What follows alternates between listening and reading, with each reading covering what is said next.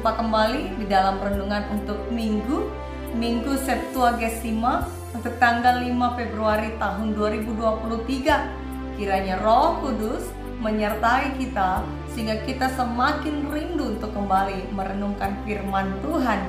Namun sebelum kita membaca dan merenungkan firman Tuhan, mari kita siapkan hati, kita bersatu di dalam doa. Kita berdoa. Ya Tuhan Allah Bapa kami, Bapa yang penuh kasih, yang senantiasa menyertai kami. Kami sekarang ini ingin mempergunakan kesempatan ini Tuhan, untuk kembali merenungkan sebagian dari firman-Mu. Berbicaralah Tuhan untuk mendewasakan iman kami, untuk memampukan kami menghadapi dan melawan setiap pencobaan, sehingga kami tetap layak dinamakan anak-anak Tuhan. Berkati juga hamba-Mu yang akan menyampaikan isi dari firman-Mu. Kiranya Roh Kudus-Mu bekerja di dalamnya. Di dalam nama Yesus Kristus kami berdoa dan berserah. Amin. Saudara yang dikasihi Tuhan, kita akan membaca firman Tuhan yang terambil dari kitab Matius. Perjanjian Baru, Matius, pasal yang keempat, ayat yang pertama sampai ayat yang ke-11. Demikianlah firman Tuhan. Matius 4 ayat yang pertama sampai ayat yang ke-11. Pencobaan di padang gurun. Maka Yesus dibawa oleh Roh ke padang gurun untuk dicobai iblis. Dan setelah berpuasa 40 hari dan 40 malam, akhirnya laparlah Yesus. Lalu datanglah si pencoba itu dan berkata kepadanya, "Jika engkau anak Allah, perintahkanlah supaya batu-batu ini menjadi roti." Tetapi Yesus menjawab, "Ada tertulis, manusia hidup bukan dari roti saja, tetapi dari setiap firman yang keluar dari mulut Allah." Kemudian iblis membawanya ke kota suci dan menempatkan dia di bubungan bait Allah. Lalu berkata kepadanya, "Jika engkau anak Allah, jatuhkanlah dirimu ke bawah. Sebab ada tertulis mengenai engkau, Ia akan memerintahkan malaikat-malaikatnya, dan mereka akan menatang engkau di atas tangannya, supaya kakimu jangan terantuk kepada batu." Yesus berkata kepadanya, "Ada pula tertulis, janganlah engkau mencobai Tuhan Allahmu." Dan iblis membawanya pula ke atas gunung yang sangat tinggi dan memperlihatkan kepadanya semua kerajaan dunia dengan kemegahannya, dan berkata kepadanya, "Semua itu akan kuberikan kepadamu jika engkau sujud menyembah aku." Maka berkatalah Yesus kepadanya, "Enyahlah iblis, sebab ada tertulis, engkau harus menyembah Tuhan Allahmu, dan hanya kepada Dia sajalah engkau berbakti." Lalu iblis meninggalkan dia, dan lihatlah malaikat-malaikat datang melayani Yesus. Sampai demikian firman Tuhan yang menjadi landasan renungan kita dengan tema Yesus mengalahkan pencobaan. Saudara-saudara yang dikasihi Tuhan, Shalom, salam damai sejahtera bagi kita semua. Saudaraku, dalam keseharian kita, tentu tak seorang pun kita terlepas dari berbagai macam pencobaan. Mulai dari bangun pagi sampai malam hari kita menutup mata untuk istirahat, ada saja cobaan yang datang. Betul ya? Bahkan mulai dari hari Senin sampai ke hari Minggu yang akan datang, kita juga selalu menghadapi pencobaan. Ketika pulang ibadah pun seringkali kita menghadapi pencobaan. Misalnya di gereja kita berjanji untuk berdamai dengan seseorang, ya. Tahu-taunya ketika kita pulang ibadah, kita bertemu dengan seseorang tersebut, sikapnya justru memancing kemarahan, cari gara-gara, buat masalah, sehingga bisa jadi kita terpancing, jatuh dalam pencobaan. Belum lagi ketika esok harinya, ketika kita bertekad untuk menjadikan berdoa sebagai gaya hidup, ya, bangun pagi berdoa, baca Alkitab, barulah beraktivitas. Malam juga berdoa sebelum istirahat. Tahu-taunya bangun pagi langsung ada saja yang membuat kita menjadi sibuk. Misalnya ada yang menelpon, suruh ini, suruh itu. Atau tiba-tiba ingat pekerjaan yang tertunda semalam sehingga pagi-pagi harus langsung dikerjakan kembali. Ada saja hal-hal yang membuat kita jatuh ke dalam pencobaan. Ada juga suatu kisah dari seorang anak Tuhan, ya. Seorang pemuda bekerja di sebuah perusahaan. Dia bekerjanya ulet sekali, baik, jujur pula, sehingga membuat si bos suka, ya. Lalu pada suatu hari si bos menawarkan dia untuk naik jabatan. Naik jabatan tentu dibarengi dengan naik gaji. Dan bukan hanya itu, dia juga hendak dijadikan menantu oleh si bos untuk bersanding dengan anaknya yang tunggal, anaknya satu-satunya. Bayangkan, ya, betapa sebuah hal yang menjanjikan. Bukan hanya jabatan yang ditawarkan si bos, tapi juga kekuasaan untuk menggantikan bosnya tersebut menjadi pemilik perusahaan, sebab dia akan dijadikan menantu. Tetapi tidak hanya sampai di situ. Karena ada satu syarat dari si bos tersebut. Syaratnya yaitu si pemuda tadi harus meninggalkan agamanya dan masuk agama yang dianut oleh si bos. Saudaraku yang dikasihi Tuhan, pernahkah saudara menghadapi hal yang demikian? Kalau pernah, upaya apa yang saudara lakukan? Apakah saudara menyerah dan ikut arus saja? Atau berusaha melawan cobaan meski ada resikonya? Mari kita belajar dari sikap Tuhan Yesus. Saudara-saudara yang dikasihi Tuhan, sebelum Tuhan Yesus memulai karya pelayanannya, setelah ia dibaptis oleh Yohanes Pembaptis dan Allah menyatakan identitas diri Yesus dengan turunnya Roh Kudus, bisa kita baca di pasal yang ketiga, ya, kitab Matius ini. Maka Yesus pun dibawa ke padang gurun. Di situ Yesus berpuasa selama 40 hari 40 malam. Dia dicobai oleh iblis. Pencobaan pertama dari si iblis adalah menyuruh Tuhan Yesus untuk mengubah batu menjadi roti. Karena iblis tahu Yesus tengah lapar. Keadaan Yesus dipergunakan oleh iblis untuk menantang Yesus, menunjukkan kekuasaannya sebagai anak Allah untuk mengubahkan batu menjadi roti. Ya. Di dalam keadaan lapar, iblis mencobai. Kita sama-sama tahu keadaan lapar biasanya membuat seseorang menjadi lemah, tidak mampu membuat keputusan yang benar.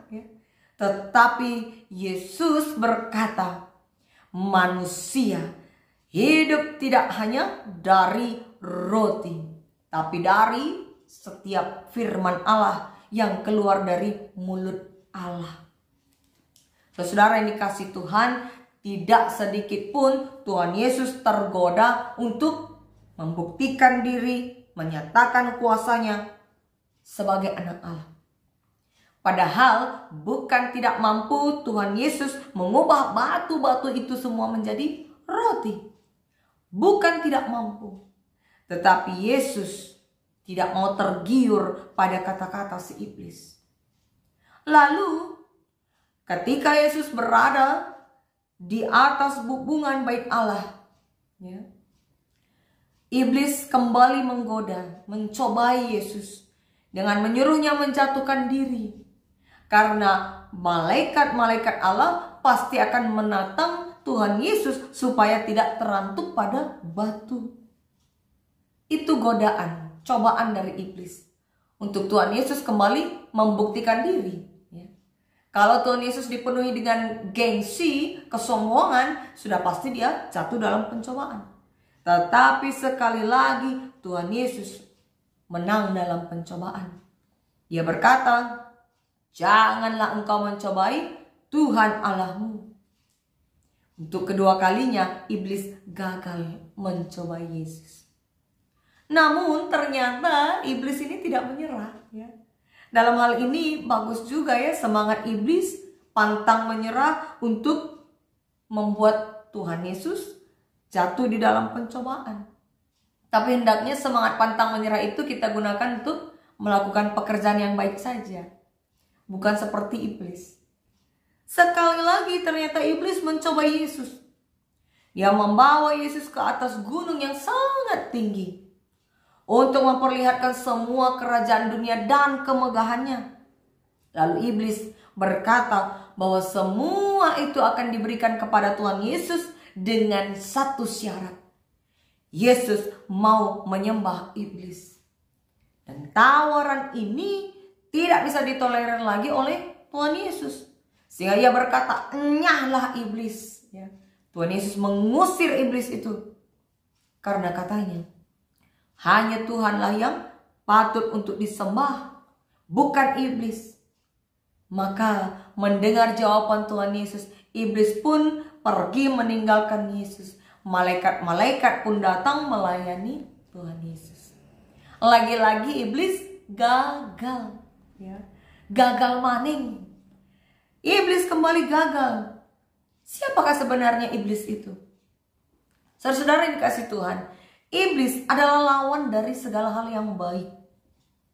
Iblis itu jahat, yang menipu dan selalu berusaha membawa manusia jatuh ke dalam pencobaan, tersesat, meninggalkan Tuhan sehingga berbuat dosa.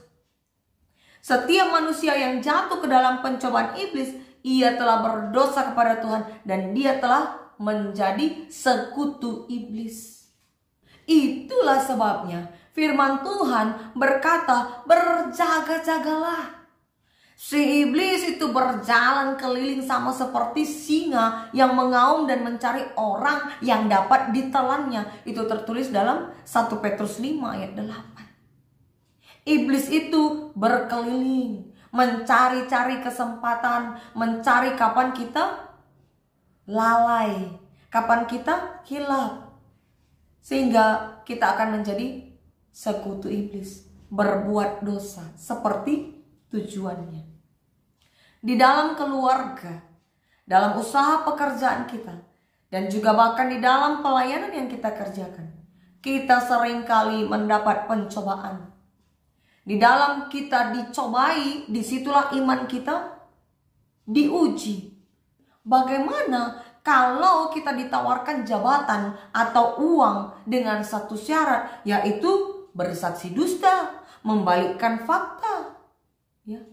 Bagaimana kalau dalam usaha pekerjaan kita menghadapi orang-orang yang berbuat curang, yang bersaing secara tidak sehat? Apakah kita masih mau tetap berbuat jujur? Bagaimana kalau di dalam pelayanan rekan kita sepelayanan tidak pernah aktif padahal tanggung jawabnya sama?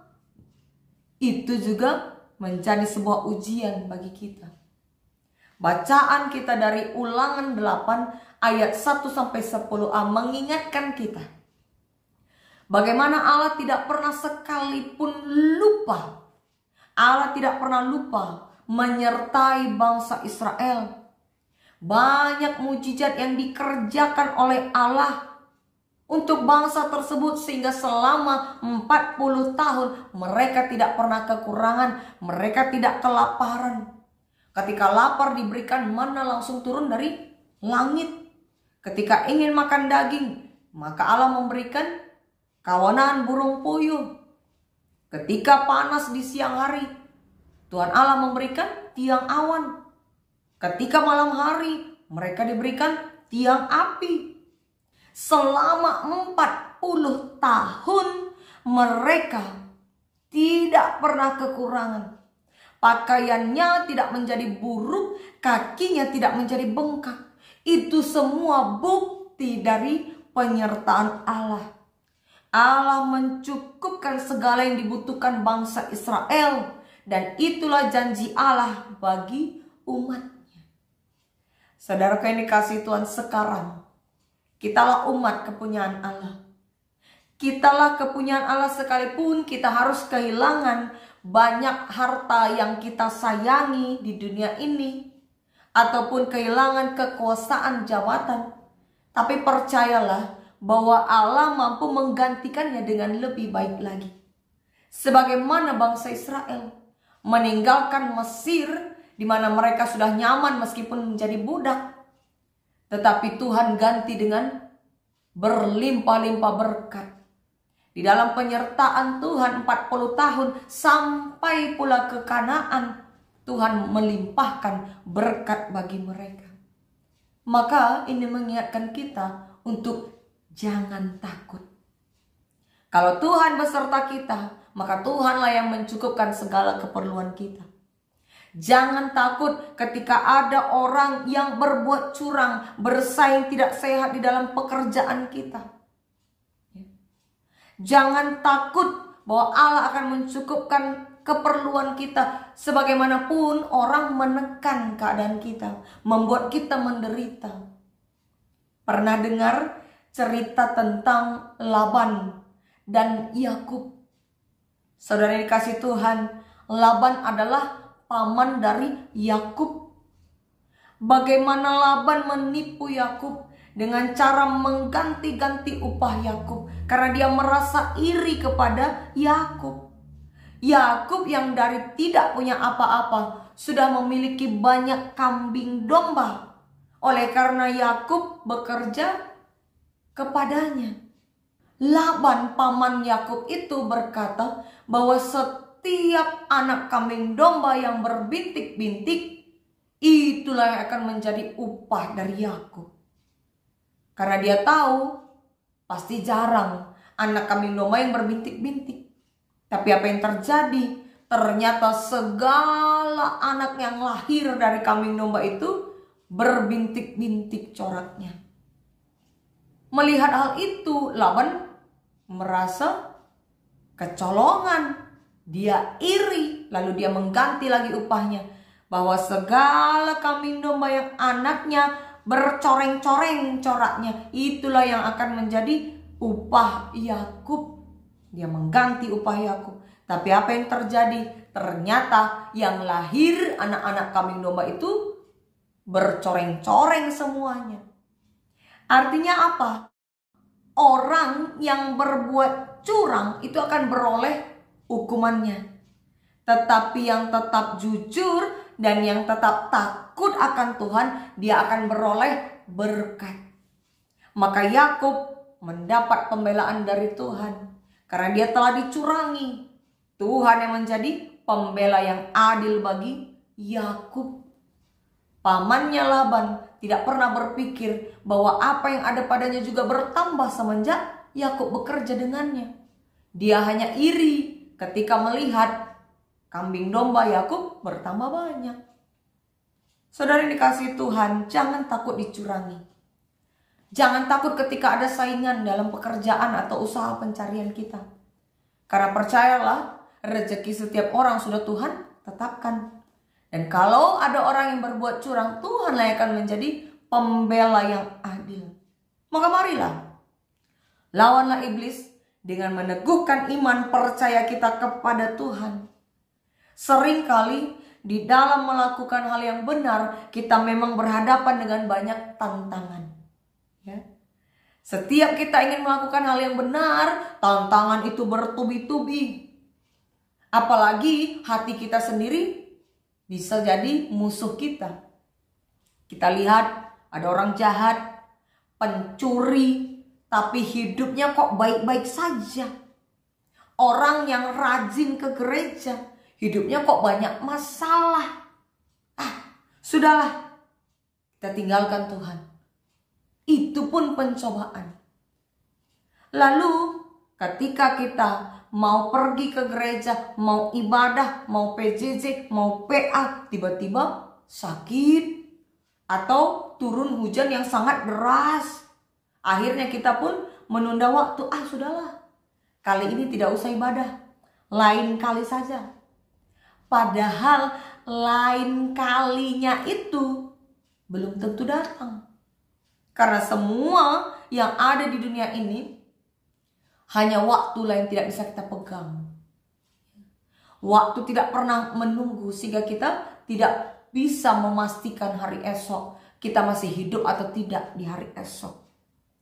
Semua orang selama hidup pasti menghadapi berbagai masalah, menghadapi berbagai pencobaan. Ingat saudara-saudara yang dikasihi Tuhan, belum tentu orang jahat yang pekerjaannya mencuri itu hidupnya seperti yang saudara lihat, baik-baik saja. Bisa jadi ketika kita dekat dengan mereka, permasalahan hidupnya jauh lebih berat, bahkan tak terkira masalah hidupnya. Karena tidaklah mungkin orang jahat tidak menuai hukuman atas perbuatan jahatnya. Kita lihat hidupnya baik-baik saja karena kita tidak dekat dengan dia. Istilah dalam bahasa Karo, bagi sinatap deleng. Ya. Seperti melihat gunung. Dari jauh terlihat indah, hijau pemandangannya. Padahal kalau kita dekati, kita lihat dari dekat, ternyata hanyalah semak belukar yang tidak beraturan. Belum lagi ada beberapa tempat yang tandus, kering. Ya. Padahal tadinya kalau kita lihat dari jauh, semua terlihat hijau, indah semua. Maka saudaraku, mari berhikmat. Berhikmatlah kita. Hiduplah mengutamakan kehendak dan kebenaran Tuhan. Ya. Hiduplah mengutamakan kebenaran dan kehendak Tuhan. Meski ada banyak tawaran-tawaran duniawi yang datang kepada kita. Percayalah, semua tawaran-tawaran itu tidak dapat menyelamatkan hidup kita. Karena yang dapat menyelamatkan kita hanyalah satu, Tuhan. Hanya dari Tuhanlah kita beroleh keselamatan yang sejati dan juga sukacita. Tuhanlah yang mencukupkan segala yang kita perlukan. Di Minggu Septuagesima, ya, artinya 70, kurang lebih 70 hari menuju peringatan hari Paskah, kita dibawa untuk mengimani bahwa pencobaan adalah ujian. Layaknya ujian di sekolah, marilah kita bersiap untuk menjadi pemenang. Kita persiapkan hati, pikiran, dan senantiasa latihan. Latihan iman, sehingga kita bisa lulus uji dan menang melawan setiap pencobaan, sebagaimana Tuhan Yesus menang di dalam pencobaan yang diberikan oleh iblis. Jangan takut bahwa Tuhan akan meninggalkan kita. Selagi iman percaya kita bertumbuh di dalam Tuhan, selagi kita masih menjalin komunikasi dengan Tuhan, maka Tuhan tidak akan pernah meninggalkan kita. Apapun penderitaan, tantangan yang akan datang menerpa hidup kita, di dalam kita melakukan kehendak Allah, di dalam kita melakukan kebenaran, percayalah Tuhan akan senantiasa menyertai kita dan memampukan kita melewati berbagai pencobaan hidup. Tuhan kiranya menyertai kita, memberkati kita, memampukan kita melakukan firman-Nya. Amin. Kita berdoa. Ya Tuhan Allah Bapa kami, Bapa yang penuh kuasa, kami mengucap syukur Tuhan. Firman-Mu kembali kami dengar, mengingatkan kami, menyadarkan diri kami bahwa kami hanyalah manusia yang lemah. Tapi kami percaya ketika kami bersandar kepada Tuhan, senantiasa menguatkan iman kami dan berdoa, serta hidup di dalam firman-Mu, maka kami akan dimampukan menghadapi setiap pencobaan. Ajar kami Tuhan dengan kekuatan Roh Kudus-Mu yang ada pada kami, melawan setiap tantangan hidup, melawan setiap kejahatan yang munculnya dari dalam hati kami, yang munculnya dari orang-orang di sekitar kami, sehingga kami tetap melakukan kebenaran dan kehendak Tuhan. Maka Bapa, mampukan kami melakukan kehendak-Mu, sehingga kami layak untuk dinamakan anak-anak Tuhan. Di dalam nama Yesus Kristus kami berdoa. Amin.